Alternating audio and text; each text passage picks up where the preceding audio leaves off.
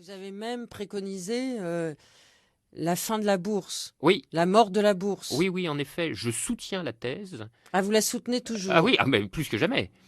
Je soutiens la thèse qu'une économie sans bourse fonctionnerait mieux qu'une économie avec. Alors voilà, vous voyez, je prends le risque de vous dire ça et de vous répondre, sachant qu'on n'a pas le temps de faire l'argument de manière Si, si, on va le développée. prendre. Oh là, mais c'est compliqué. Il aurait presque fallu une émission entière pour ça.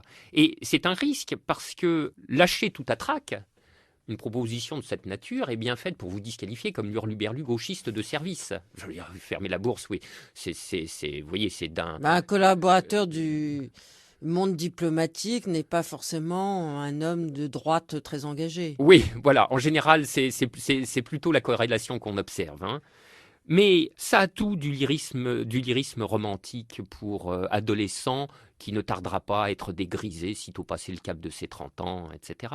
Or non, bon, il faut se souvenir que nous avons vécu pendant 30 ans ou même 40 ans, disons entre 1945 et 1985, dans une économie où la présence des marchés financiers, la présence de la bourse en particulier, par quoi j'entends stricto sensu le marché des actions, était incroyablement réduite. Les marchés financiers étaient cloisonnés de partout, la circulation des capitaux entravée, le contrôle des changes effectif, la bourse elle-même était un marché croupion, les actionnaires n'avaient pas voix au chapitre. Et dans cette économie-là, je vous le rappelle, la croissance était à 5% l'an et il y avait le plein emploi. Donc, si vous voulez, même vu de loin, hein, et un peu sommairement, là aussi il y a une corrélation qui normalement devrait frapper les esprits. Mais il faudrait faire l'analyse beaucoup plus développée pour montrer que la bourse, je dirais même plus précisément la surrection du pouvoir actionnarial, a été un fléau économique du point de vue même des entreprises. J'irais presque jusqu'à soutenir qu'on pourrait enrôler une bonne partie du capital industriel dans cette croisade contre la bourse. Ça serait le paradoxe. Ça serait une alliance objective, comme dirait Lénine, et transitoire par le fait, puisque moi, ce que je m'efforce de penser également, ça n'est pas seulement la fermeture de la bourse, ou la sortie des politiques d'austérité, ou une autre construction monétaire européenne, ou un retour aux monnaies nationales, ou l'invention d'une monnaie Mais commune un retour aux européenne. monnaies nationales, ça c'est une des théories de Marine Le Pen et du Front National depuis des décennies. Non, justement, pas depuis des décennies. Et c'est précisément contre ce genre de récupération que j'essaye de lutter pied à pied, car le Front National, avec à sa tête Marine Le Pen, est devenu d'une habileté stratégique redoutable et est en train de capter à peu près tous les thèmes de gauche, tant et si bien que la gauche critique, tétanisée à l'idée du stigmate extrême droitier du Front National, abandonne les uns après les autres tous les thèmes que pourtant elle devrait avoir vocation à défendre. On Euh, ne va pas revenir à une monnaie nationale et quand même, pourquoi à une pas fermeture des Et frontières. pourquoi pas Mais non, justement, c'est précisément là l'amalgame contre lequel Vous il n'êtes faut pas résister. européen. Mais d'abord, qu'est-ce que ça veut dire être européen? C'est ça, ça serait ça Bah, la ça veut dire question. vivre dans cet espace Ah, mais vivre dans cet espace, économique ah, vivre et dans cet espace hélas de, pas assez intellectuel, ni ah culturel, oui, ni ça pour le, diplomatique, ni oui, militaire. Ouais, pour le coup, vous avez raison. Vous voyez donc, vous avez dit vous-même qu'il y avait plein de manières d'être européen.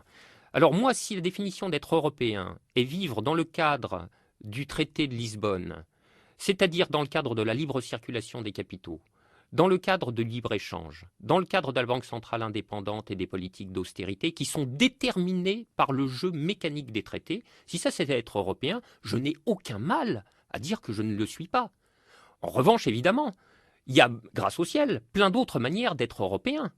Il y a être européen du point de vue des échanges culturels, du point de vue de la circulation des savants, du point de vue de la circulation des artistes, du point de vue du développement des traductions, du point de vue de l'histoire croisée de nos différents pays, etc., du point de vue de la circulation des touristes, par exemple. Ça, ce sont Mais d'autres revenir manières. à une théorie non européenne, à une monnaie nationale sans échange avec les autres pays voisins, comment faites-vous? Mais c'est absurde, cet amalgame. Pourquoi Lorsque, avant 2002, nous avions des monnaies nationales. Oui, on Avez-vous a oublié. On a oublié. Avez-vous vu que nous n'avions pas d'échange avec les autres pays?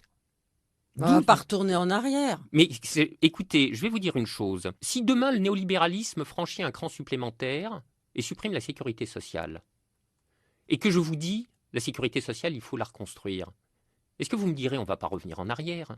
C'est passéiste. Moi, je vous Non, dis je ne vous que dirai pas vous ne ça. me direz pas ça. Donc, le retour en arrière et le progrès sont des notions à manier avec un petit peu de circonspection. Mais Moi, ce que je vous soutiens reprochez à que, l'Europe, c'est qu'elle soit trop néolibérale. oui, c'est ça. Je reproche à l'Europe de martyriser des peuples, comme le peuple grec, comme le peuple portugais, comme le peuple espagnol, et je dis que ça ne peut plus durer. Alors après, je dis également que on pourrait envisager de changer l'Europe, de faire un euro qui serait social et progressiste à la place de l'euro austéritaire présent.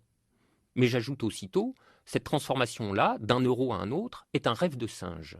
Là aussi, il faudrait que je prenne le temps de développer tout ça. Vous voyez, c'est très long. On a de bifurcation en bifurcation.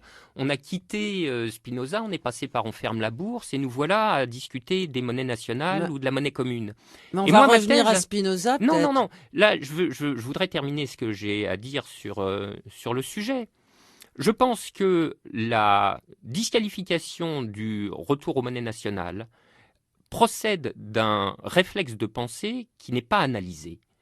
Car en vérité, rien n'oblige à penser que retourner aux monnaies nationales consisterait, comme hélas une caricature fréquente le soutient, consisterait à s'enfermer derrière de hauts murs, et comme en général les images à ce sujet ne sont guère subtiles, elles ajoutent des détails à base de forteresses, miradors, barbelés, etc., en ayant oublié, alors que ça ne date pas de si longtemps, que, j'y reviens, pas sur le mode passéiste, mais sur un mode presque logicien, vous allez voir. Dans les années 45-75, nous avions une configuration des économies nationales et internationales qui avait tout, lu depuis notre point de vue actuel, pour être l'enfer sur Terre. Protectionnisme, non-liberté de circulation des mouvements de capitaux, contrôle d'échange, nombreuses entreprises nationalisées, etc. etc. Et dans ce monde-là, l'enfer sur Terre considéré du point de vue de Pascal Lamy, dans ce monde-là, je le rappelle une nouvelle fois, croissance à 5%, plein emploi, mais surtout extrême droite inexistante dans tous les pays européens, pas de tension entre les peuples européens. Je vous signale que l'Europe comme prospectus en faveur de la paix et de l'amitié entre les peuples est en train d'en prendre un sacré coup. Angela Merkel est représentée en officier nazi dans les cortèges de protestataires grecs. Les Allemands représentent sur la couverture d'un de leurs magazines les plus lus une Vénus de Milo en train de faire un doigt d'honneur, appellent les Grecs à vendre les îles des Cyclades et le Parthénon. Je trouve que la paix entre les peuples n'a pas fait de très grands progrès ces temps-ci. Donc, là encore...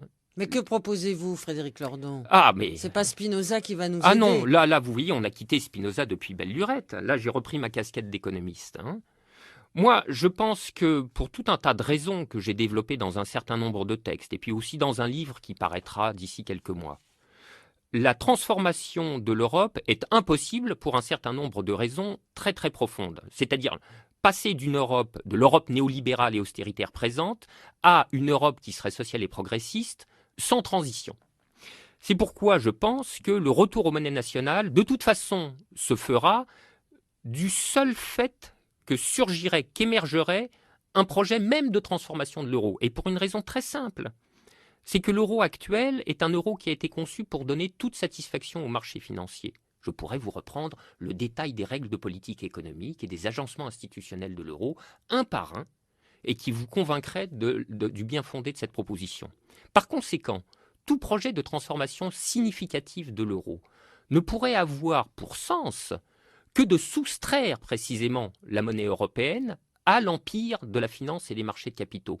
Ce que voyant, la finance et les marchés de capitaux déchaîneraient aussitôt une spéculation, d'où résulterait l'éclatement de la zone euro et le retour forcé aux monnaies nationales.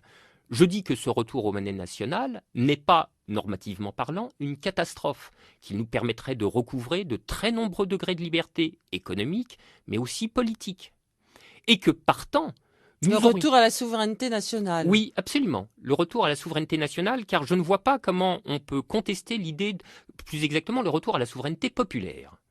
Car je ne vois pas comment on peut contester l'idée de souveraineté populaire d'un point de vue de gauche. Et c'est pas parce que le Front National ou les mouvements de droite à la droite de l'UMP ont essayé de capter, et réussi, semble-t-il, à capter ce thème, qu'il faut se laisser faire pour autant. Car de dépossession en dépossession, nous finirons à poil. Qu'est-ce que c'est que la souveraineté populaire ? La souveraineté populaire, c'est la capacité d'une communauté politique à décider collectivement de son propre destin. C'est une idée qui nous a été léguée par les Lumières, qui nous a été léguée par la Révolution française, et je refuse le stigmate du Front National et qu'on nous vole cette idée. La souveraineté populaire, d'ailleurs, c'est un petit peu plus que la souveraineté nationale. Et ce serait ça la différence qu'il faudrait marquer entre les deux.